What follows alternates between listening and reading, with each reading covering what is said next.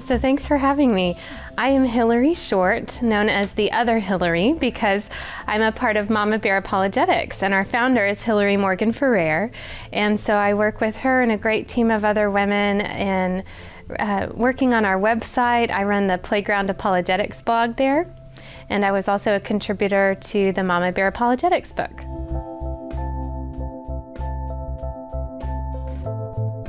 Yes, so apologetics in general, I think I came to apologetics first via a natural inclination when I was a teenager, around the age 15. I grew up in a wonderful Christian, Christ-centered church-going home. We read the Bible together, we talked about God.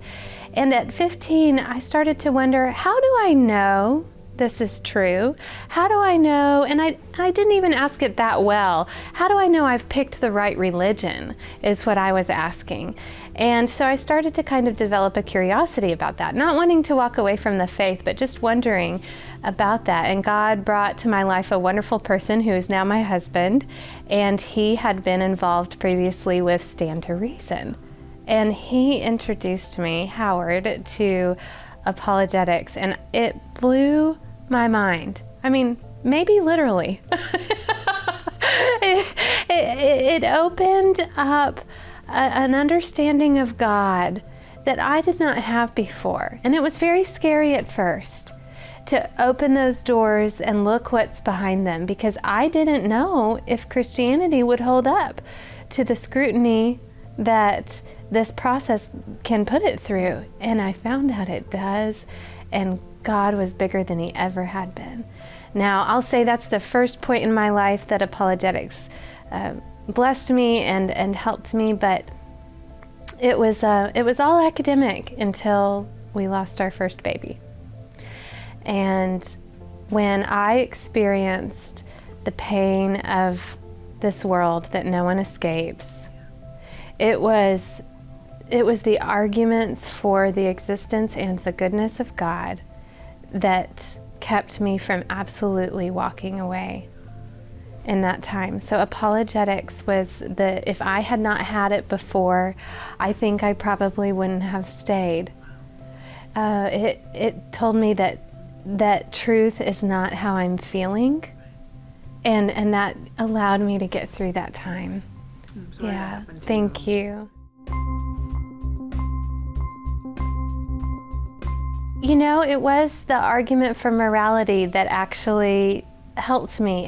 I'm identifying this as bad, and we as humans, we share so much pain in this world.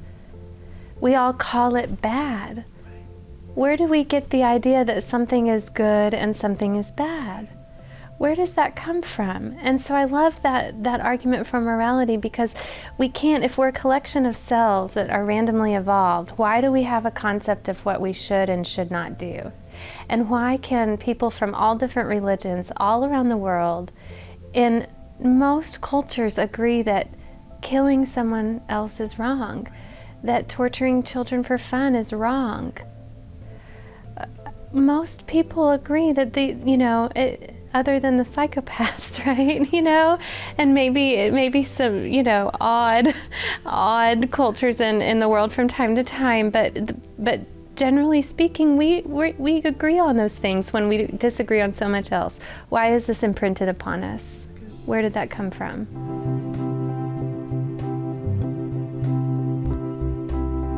Yes, exactly. Well, I think it's, if you consider the idea of an iceberg, right? We have a tip sticking up above the surface, and this is what we're hearing from the people next to us in our lives. We're hearing little sound bites. We get these little glimpses into what is actually only the tip of an underlying worldview. And there's an entire story supporting this tip that we see and fueling this sound bite. And so I think when we can learn to recognize that sound bites like, well, we can't know for sure. Well, this is being fueled by the worldview of skepticism. And we can understand that, and we can start to say, well, what criteria for evidence do you have? What would it take to convince you? And we can start to ask some questions and delve deeper and deeper and to uncover. First, we just have to learn, what is the iceberg? We can't make assumptions about where that person is, you know. A great question, I think, is, have you always believed this? I think we can start to learn about somebody's story and understand, really diagnose, as Hillary Morgan Frere says, diagnose doubt, and start to see why and from where did this viewpoint for you arrive. So as Greg Koukl in Tactics writes, you know, questions are our number one tactic in engaging in those conversations. Let's learn about the other person's worldview and allow them to start to see it from another perspective. As women, we like to share, generally speaking, and I think that's a thing that we can take advantage of for the kingdom.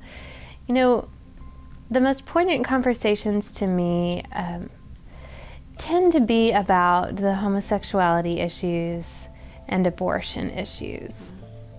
And I think the biggest piece of advice I can give in a short amount of time is find where you can agree with that person. Find where you can hold up the good values that they're seeking to have. Yes, we want people to feel loved. Yes, we need to support women. Absolutely. Let's find the common ground where we can agree and affirm those things. As we say in the Mama Bear Apologetics book, chew and spit. We don't need to dismiss the entire person because we don't agree with the entire idea. And so distinguishing the person from the ideas is important, but then also we can take part of that idea and affirm what is so good about that and dismiss the rest. And so I would say that those are the two issues that I think divide and concern people the most. I think finding common ground is a great entry point for having a fertile environment to ask those questions in an effective and non-combative way. I think that, and I think our instinct as women is to prioritize relationships, and we can't prioritize those relationships over our prioritization of the gospel and of Christ's truth.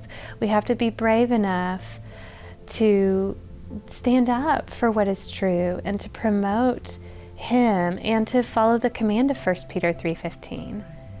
And I think when we can do that effectively is when we can utilize a relationship and those skills to maintain warmth of an environment and comfortability and ask questions.